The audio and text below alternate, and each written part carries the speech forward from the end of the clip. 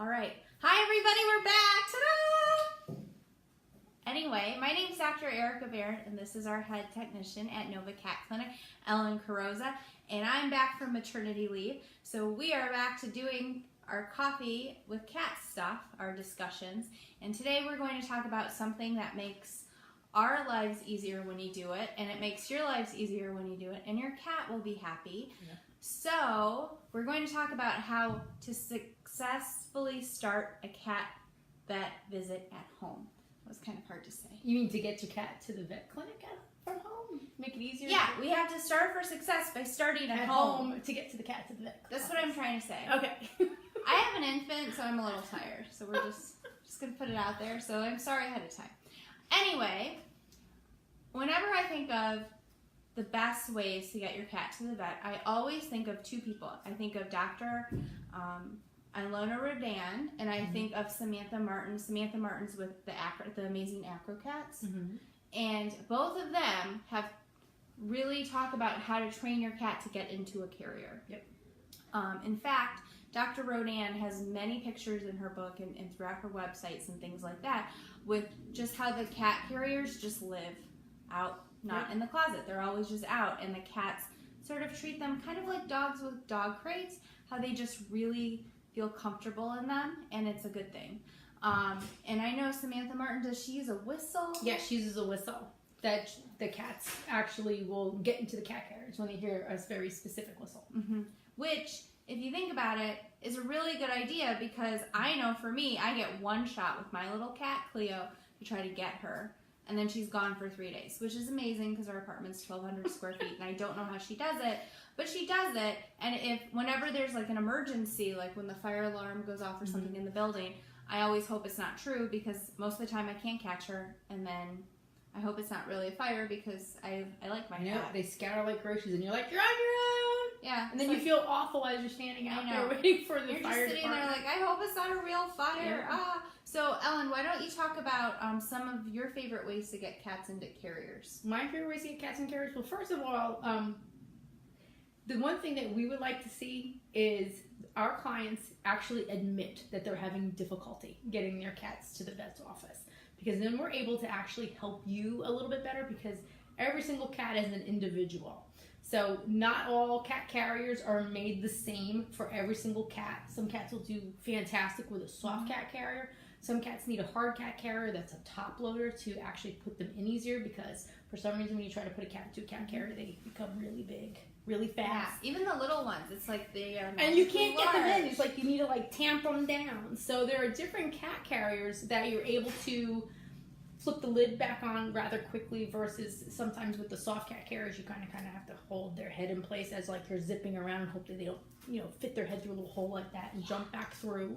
So it's like they get big and little at the same time. It's like a hamster. If you can get your head through it, the body goes through it too.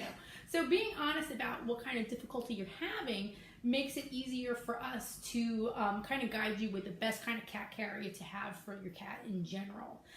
But usually I follow what Dr. Rodan does, and Samantha. I actually have my cat carriers all over my house, and they're always open. Now, regardless if my cats like it, when they actually see me come over and push them down and zip it up is a different story, but at least my cats aren't afraid of the cat carrier. And so when they're bringing the cat carrier from a shed, and that's my favorite, they're always like dirty with like leaves in it and stuff like that. You know that this only comes out when you find like mice poop in it. Oh, it's the worst. And you know that's the only time that a cat carrier comes out is when they go to the vet, and maybe it's only like once a year. Maybe it's your cat hasn't been to the vet in 10 years, and you got 10 years worth of gook in it, and it doesn't have a towel. So if your cat performs the trifecta of vomiting, diarrhea, and urinating all over itself in the car. When they come in the lab, you're like, oh, it's the that creates even more stress to everybody. And then, of course, we have the poor clients like, this is why I don't come. This is awful. So if we know ahead of time the stressors that, you have and your cat has, we're able to, kind of make life a little bit easier. But I have my cat carriers out at all times in my home. And it drives my husband crazy. He's like, there's way too many cat carriers. I'm like, it's one per cat. It's like litter boxes. And then one extra. It's like, you never know. Yeah, who knows? Maybe Benny wants that one today. Not right? And then people come walking in the house from after work. Guaranteed there are cats in the cat carriers waiting for us. Oh, that's good. So my cat carriers are away because my cats attack the cat carriers. So I decided a while ago to put them away. But what I usually do when I get ready to take my cat somewhere, if I know I have to take them and I'm not just in a blind rush, is I first put my cats in the bathroom. And unless they've been fasted, I make the bathroom a happy place. I put sardines in there. My cats love sardines, or tuna. And I try to make it a happy place. And I put some toys in there and play with them. And then I put the carriers in. And then they usually, Cleo doesn't always do this, but Cosmos, he's my good cat at home, not here. He just sort of walks in. And then Cleo, we usually kind of get in after him to the other one. So sometimes if you can't keep the cat carriers out for whatever reason, at least play with them around the cat carriers so you can desensitize them to them. Other things you can do to the cat carriers to make it a good experience for them would be, besides the towels, consider spraying the towel, not in front of the cat, because cats don't like sprays, with some Feel Away. Make it smell good. Right, and the magic number is it's 8 sprays. 8 sprays. You gotta do it 8 times, and then everybody's gonna complain because it fumigates the house and it smells awful. Do it outside, do it on the towel.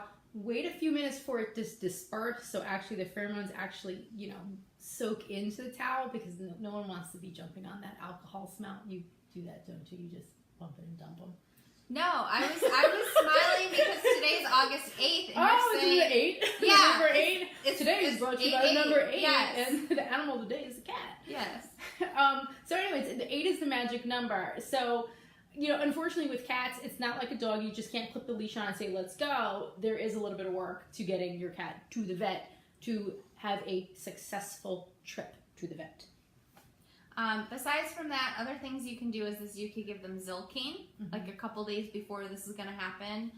Zilkine, to remind you, is a milk casing supplement that you can put in their food.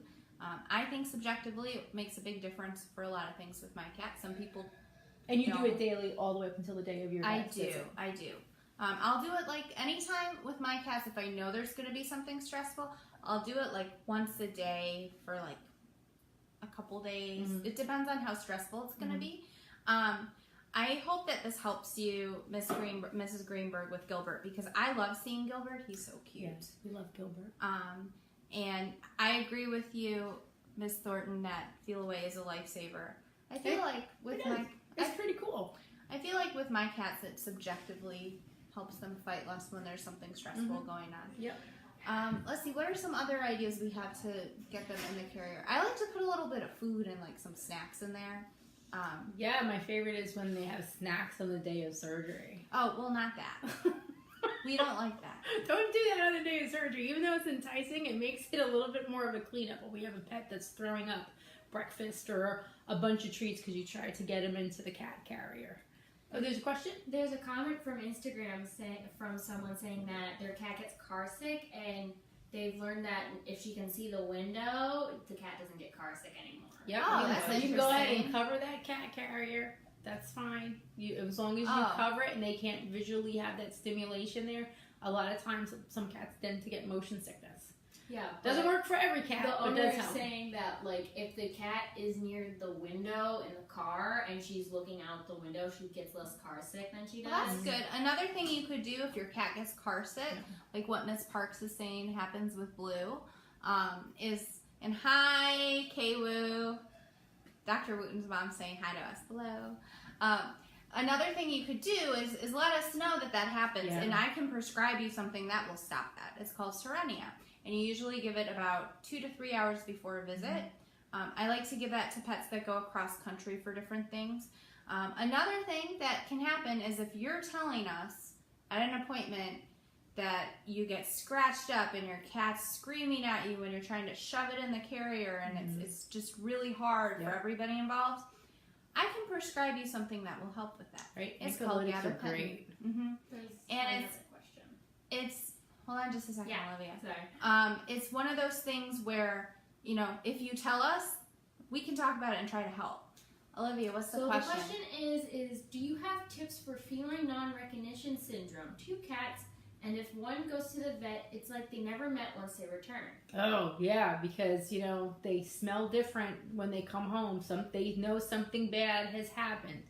There are things you can do. Like you can have the Feel Away plugged in for a few days before the vet visit, and you need to use the Feel Away multi-cat for this purpose because we're dealing with an inter-cat aggression at this point in time.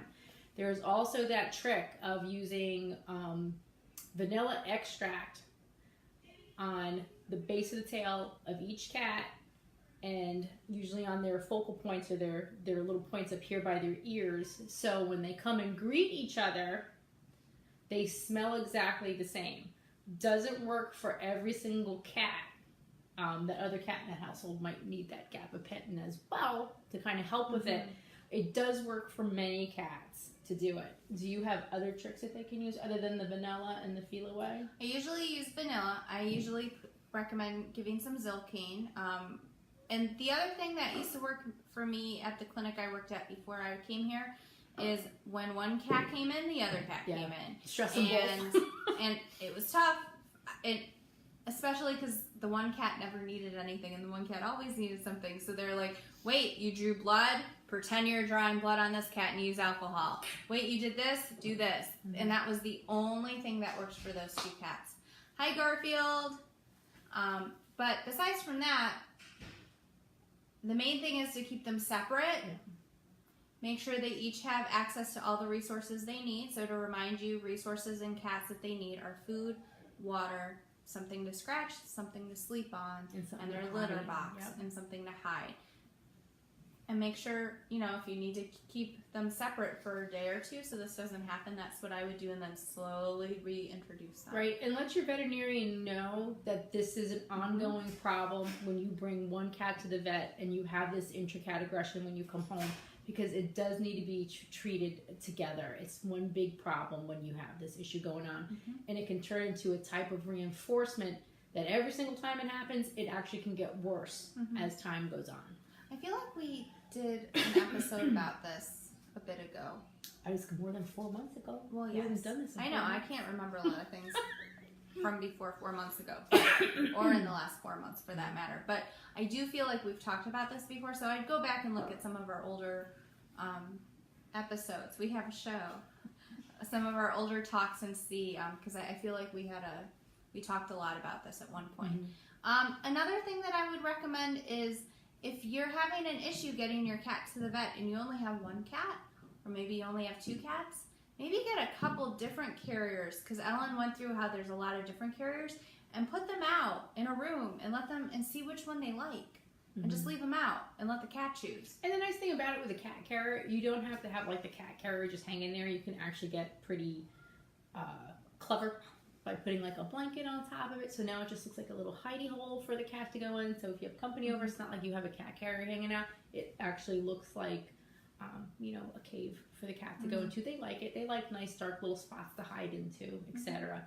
So, you know, you don't have to deal with just an ugly cat carrier hanging out for the cat to understand that that's always a bad spot. That should be a safe spot for them. You have to remember, when a cat comes to the vet office, they hate that cat carrier because they're going to the vet's office, but they will go back into that cat carrier faster than you can think when the trip is, when the visit's over, because that's their safe spot, and they know that cat carrier takes them back home.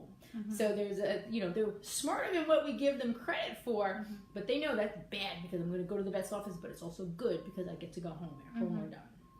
One thing I used to see, tell me if you ever see this, Ellen, is sometimes after a cat is rescued from a shelter and it was returned a lot, or it had a difficult experience in the shelter, I feel like sometimes after its first vet visit or on the way to its first vet visit, when it's going in that carrier, it has a really hard time.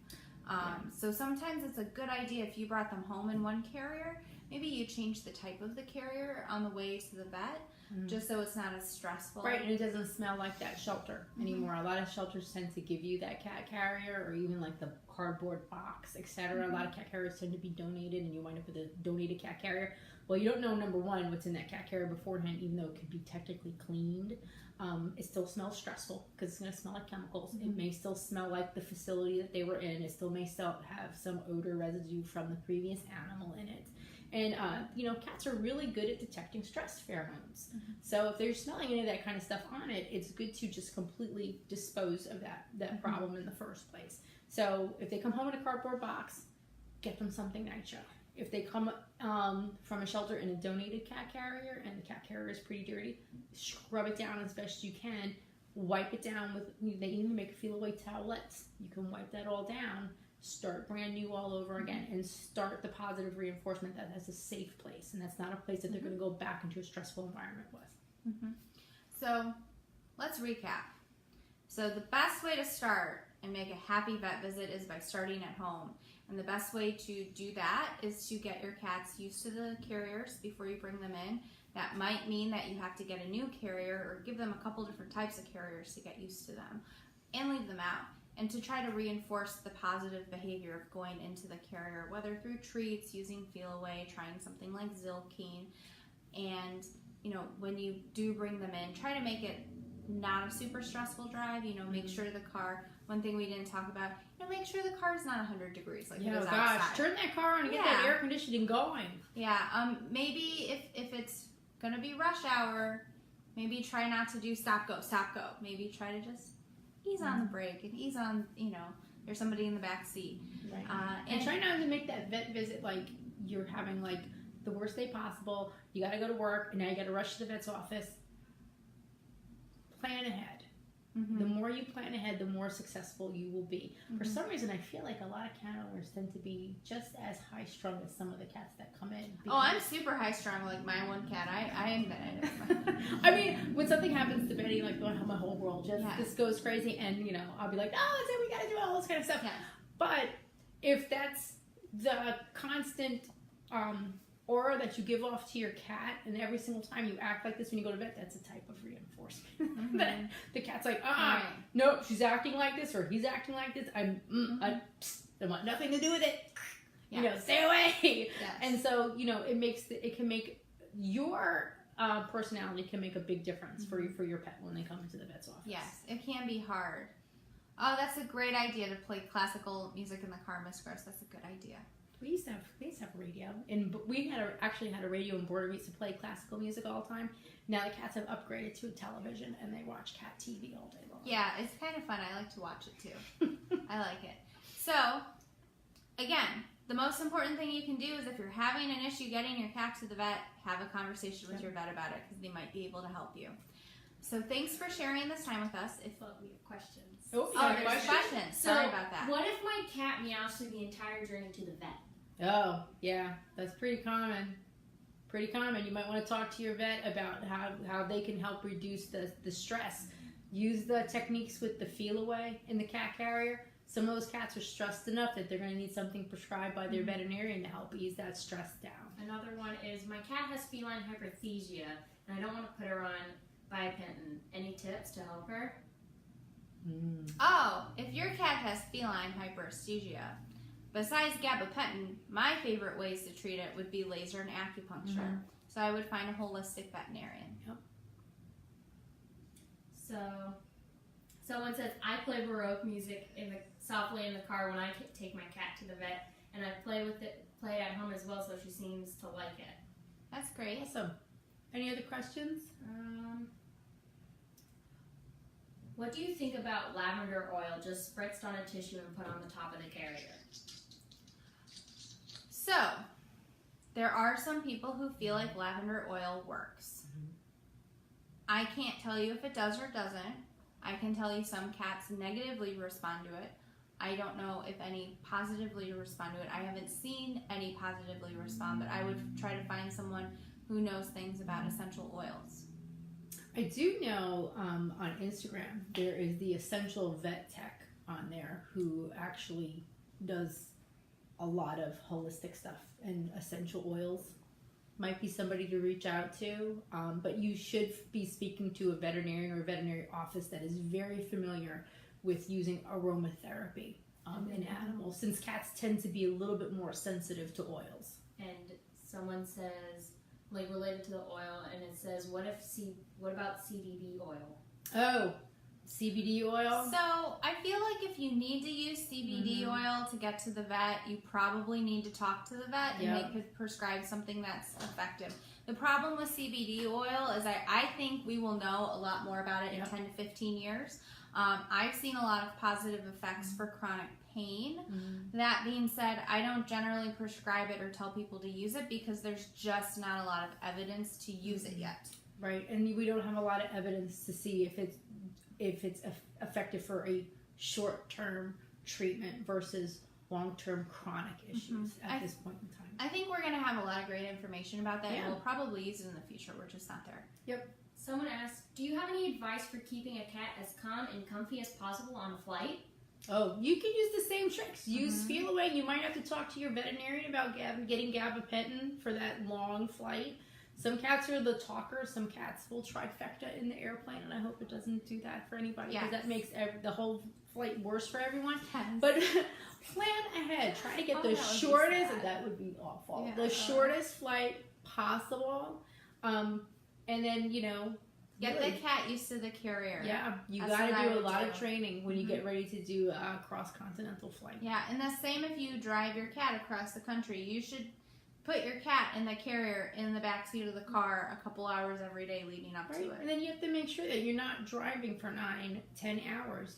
Imagine holding your bladder for 9 or 10 hours. Those animals are going to want to get out, stretch their legs, eat or drink something, go to the bathroom, and wind down just a little bit. Unless you're Cosmo. He will not go unless he's at home. He has held it for 23 hours. I know, which is awful. If we have cats here that are boarding that they don't pee within 24 hours, we have a problem.